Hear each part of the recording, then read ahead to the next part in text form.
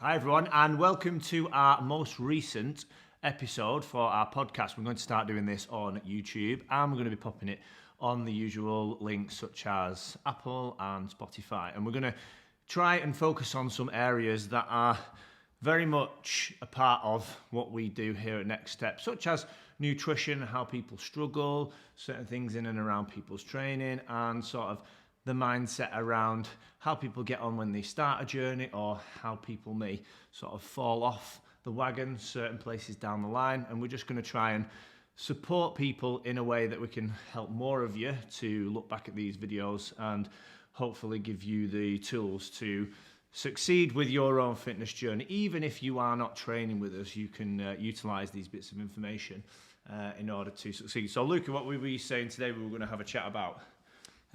So I think the important thing to say today is about how people came inside the gym full of hopes and actually with zero knowledge, and then maybe we can start to speak how instead later on they get a gist of how the things works, and then because maybe they get too many information, they fall off the wagon, as I said before, because they are overwhelmed about the things that they have to do, and then they don't recognize more anymore what's the right path or the right things to do at which moment, and then they get confused, and then self-esteem maybe drops, and then of course they will lose the path. So yeah, and I mean, like you were saying there, we provide so much information in the beginning to people, and like you say there, they can almost get to the point where they've learnt so much, and then they get overwhelmed with the amount of information. So, for example, we'll provide things like nutrition templates.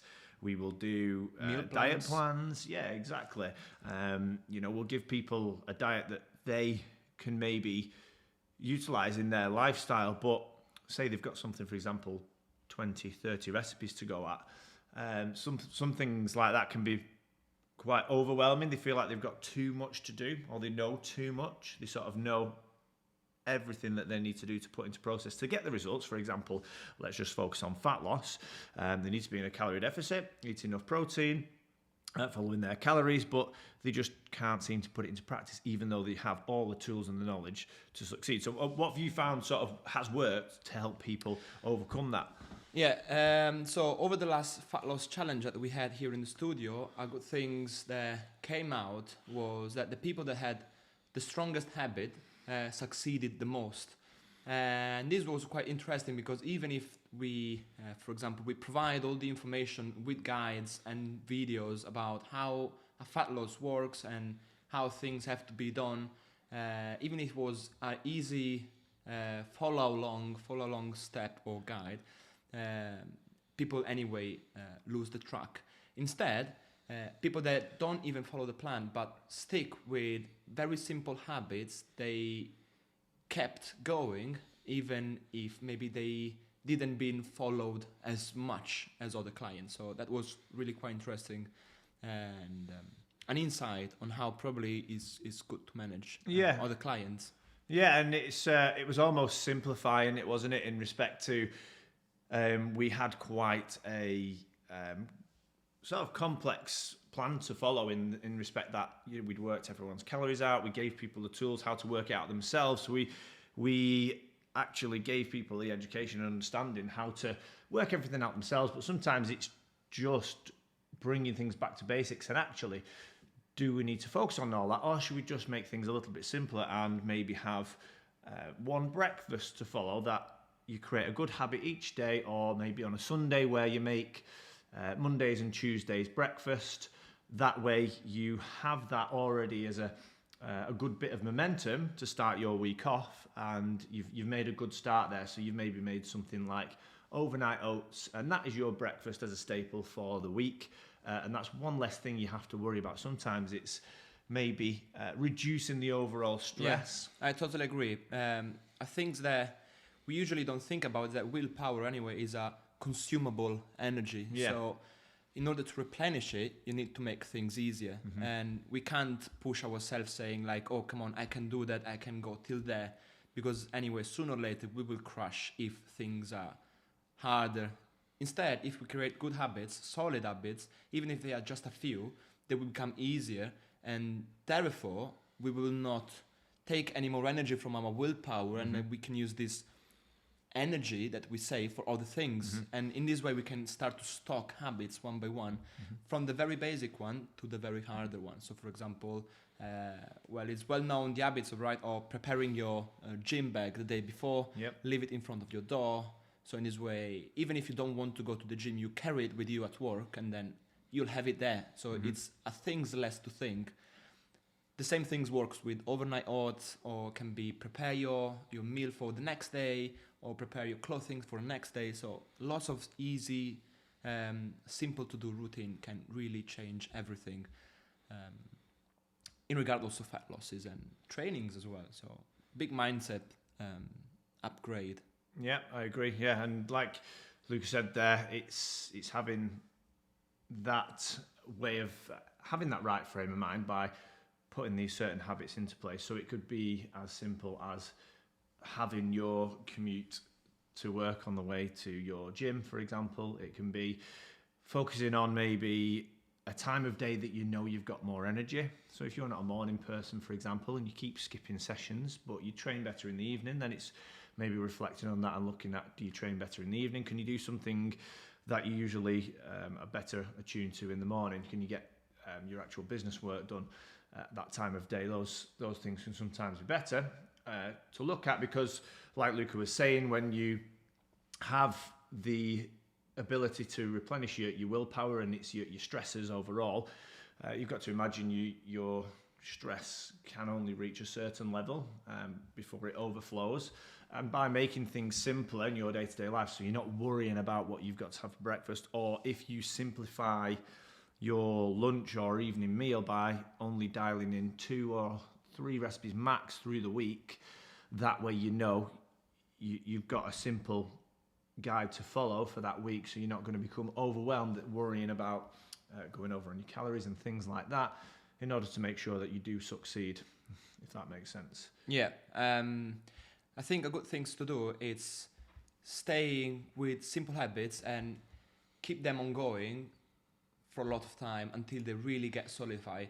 And a good metaphor that we can use about that is a journey inside the forest. So you have to think about this massive forest and you have to pass through it.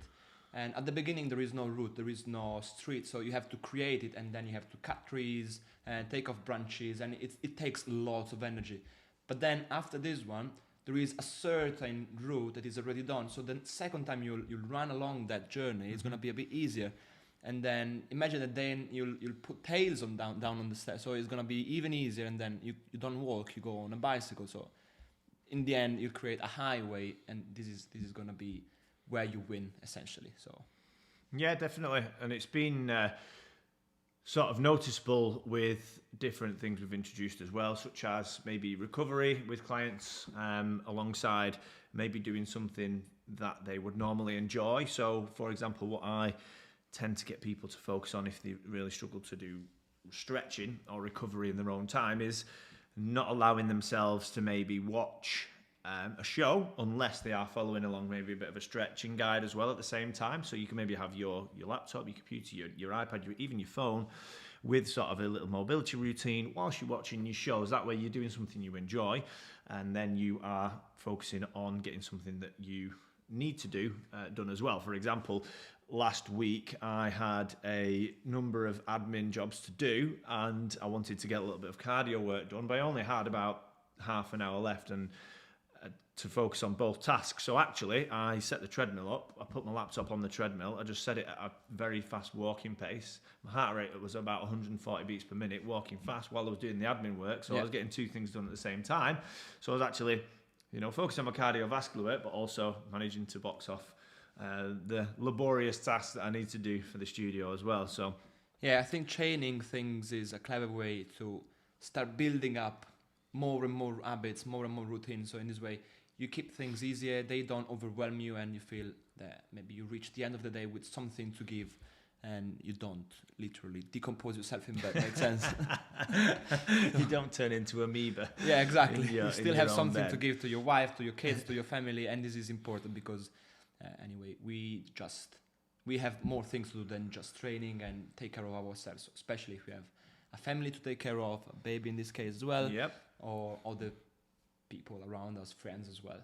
So Yeah, and you've got to keep them pots full, you know. If you imagine you've got a jug of water and you've got your work life, your family life, you know, your training and everything like that. There's only so much of that jug that you can fill up in each jar, so you've got to make sure that you're focusing on dividing those up with enough attention so you're not becoming stressed and overwhelmed, but also making sure that you have got enough energy to focus on the tasks as well. Yeah, I agree with that. The happiness after 35 years is finding that your laundry is not anymore a lot of clothing, but just a few towels to fold, and that's real happiness at the end of the day. Definitely. So yeah, I mean, that was what I wanted to sort of delve into a little bit today about, and just give people an understanding of, sometimes we know too much in regards to our nutrition. You know, you might have tried all these different diets and they've just not worked in the end, because we sort of know we have to eat enough protein, we know we have to focus on calories, but we just become overwhelmed and almost exhausted at the fact we've been on X amount of diets over the years and they just don't seem to work.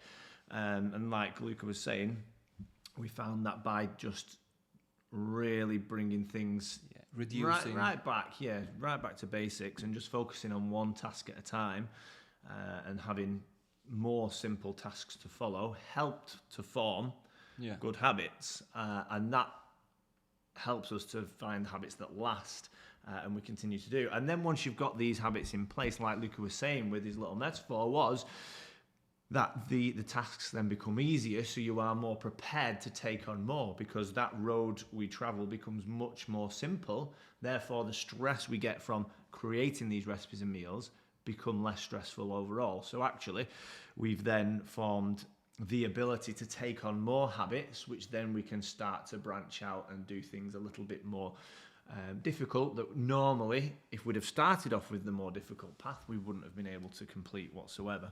Yeah. If kids are watching this show, that's why you have to do your bed every time in the morning. So listen to your mom, listen to your father, do your bed. That's a first routine that you need to have.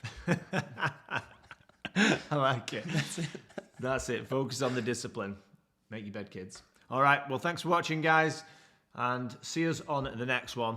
Ciao for now. Bye.